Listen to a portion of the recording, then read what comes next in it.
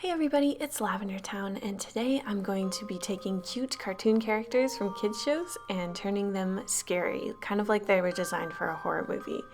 I wanted to start off with Bubbles from Powerpuff Girls. And so she's the cutest Powerpuff Girl, I think. She has these high pigtails and she has the highest pitched voice, and she's just super adorable throughout the whole show. So I thought if she was in a horror movie, her role would probably be that of the scary kid. This is kind of a trope that you see throughout all kinds of horror movies. Like, for example, The Omen has Damien, who's a scary kid, and then Shining has the two twins who are scary. Basically, it seems like there's a lot of directors who are just scared of kids. So take from that what you will. But anyway, I decided to sort of lean into this trope. I also wanted to make her sort of monstrous a little bit, so I gave her these sharp teeth. And basically, I just tried to make her look scary, despite the fact that everything about her original design is pretty adorable. I gave her sort of these sunken and sleepy looking eyes, and I tried to make her hair and pigtails look sort of scraggly. Of course, that's an easy way to make something look scarier. Her very smooth and round appearance in the original design is a good way to make a cute character. So basically, I had to fight against all of that and try to make her look like she's naturally supposed to be scary. I also changed her dress to be more of a Victorian style, sort of a baby doll cut, and I kept her shoes and socks the same. But yeah, it seems like with these scary kids, a lot of them are dressed in Victorian clothing for some reason, so I decided to sort of carry that on here. It's also kind of looks like doll clothing with these huge buttons that I put. A lot of people are also really afraid of dolls. I think it kind of ties in with the fear of like mannequins and stuff. And I desaturated the color palette, especially in her dress, because it was a little too bright. And I wanted to give her a little bit of a zombie pallor. And of course I gave her this torn off head teddy bear so that it looks like she's maybe violent or dangerous. That's basically what I did with her. I bloodied up her mouth too, as if she's just eaten somebody or something like that, since I kind of went more of a Frankenstein zombie route towards the end, in addition to the scary kid stereotype that you see in a lot of horror movies. I think that one's mostly done. It was a bit of a struggle again because she is so cute, but I think hopefully I succeeded relatively well with her. And then I just put this black border around it so that it would look sort of pop out from the page and look cool. And next up, I wanted to do Pearl from Steven Universe. Now, Steven Universe is a super popular cartoon right now, and it was kind of hard picking a character because there's like a billion of them. But I wanted to pick Pearl because I feel like she has the most horror movie potential, I guess, because her design is so much sharper than the other gems. Amethyst is super round, Steven's super round, and then Garnet's sort of a rounded square base to her character design.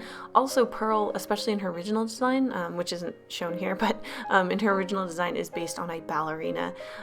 So I thought that would be really excellent because ballerinas are often seen as scary. For example, in Cabin in the Woods, there is a great monster ballerina design, if you've ever seen that. It's pretty fantastic. That's probably my favorite design in the whole movie. But anyway, I tried to just emphasize all the things that make Pearl look sort of scary. Obviously, she's not really scary in her original character design, but there's a lot of elements there to emphasize. So like she has this super long sharp nose that I could make even longer and sharper, and I gave her sort of scary teeth. I also turned the pearl on her forehead into an eye, which Garnet already has 3 eyes, but Pearl doesn't, so I made that little change. I also changed her beautiful magical girl spear into a sort of homemade scary spear, which is basically just a knife duct taped to a stick. I thought that would make it look a lot creepier. I put her ballet shoes on, put her on point, just did a ballerina skirt. She has kind of a ballerina skirt in her original design, but anyway, the colors that I used, again, I took a lot of the color out. I went more to blacks and grays to make it creepier, and I gave her a red eye up at the top. Her hair color is pretty similar because it's already kind of desaturated, so that one was okay. And then I just sort of emphasized her skin being a little bluer, a little more lifeless, I guess. And yeah, basically just tried to make her look as haunting as possible while keeping most of the designs that are already on her person. As you can see, she's actually standing, I think it's called a plie. I'm not totally sure. I'm sorry, ballerinas, if I'm wrong. I took tap when I was a kid, so I didn't learn much about ballet, but I'm sure you guys know what that pose is called. And then with that, she is done. She's looking very creepy. Next up is Hello Kitty. Hello Kitty is a billion-dollar icon. She is everywhere, and she's famous for being on all kinds of things. Like, even people have even made Hello Kitty chainsaws, and I for one have a Hello Kitty X-Acto blade that I used in art school. So you definitely know that Sanrio knows what they're doing when it comes to merchandising. But anyway, there was a big controversy recently. Sanrio came out and said that she was not a cat but a little girl. And a lot of people really freaked out about that. And it turned out that was kind of a translation error, or sort of not understanding what he meant properly. But I wanted to sort of emphasize that it's like this cartoon cat head on this little girl's body. I thought that would be kind of creepy. And I just tried to make her pose like sort of defeated and disturbing, and I gave her sort of this like sad floppy bow. I also put these long like claw arms on her so that she'd look extra wrong and disturbing, and basically just tried to take everything that's cute about her and sort of twist it in a way so that it wasn't so cute anymore. I kept the original colors, though the pink that she has in her undershirt I made a little bit darker and more desaturated, but the pink that's part of her dress is the same. And yeah, so with that, she's basically done. I tried to make her look extra disturbing, and I only had one of her eyes sort of show that like there's a light in it. The other one is sort of just completely dead. And yeah, so there she is. Hello Kitty. Next up is a much easier design to work from. This is Marceline from Adventure Time, and she is not only a vampire queen, but also the sort of heiress to the Nightosphere, which is basically hell. So she has a lot of elements to her backstory and to her character that work super well for monster designs. She has a guitar that's shaped like an axe, and that's really convenient. And even the coloration in her design, she has these bright reds and these dark blues, which work well with horror. I first did her pose sort of like an action pose, but I wanted her to be more horrifying, so I scrapped that and went for more of like a Sadako from The Grudge, and had her face totally covered in hair, and had her sort of holding out her axe in a threatening manner. And like I said, I mean, this character didn't need quite as many changes as most of the other ones. It was a bit too easy, honestly. And I feel like I could have made her even more monstrous, because she does have a monster form in Adventure Time where she has, she basically has these like wild eyes and this nose that kind of looks like a bat. So she's quite scary even in the show at times when she gets super mad or upset. She's a super emotional character. But anyway, yeah, I just tried to give her sort of this haunting gaze that sort of looks like she's crazy, and I gave her these claw hands instead of the soft Adventure Time hands that everybody has in that show. And I kept her boots, but I made the heels look spikier and scarier in general. And yeah, I turned her guitar axe into a regular axe because I thought, well, that's just perfect. And yeah, I showed her fangs a little bit, of course, because she's a vampire, and her snake-like tongue, which shows up in the show every once in a while, which is really perfect for a horror-themed character. So then I pretty much just took the colors that were from the original design, though I did take a little bit of the color out. I saturated it just a touch.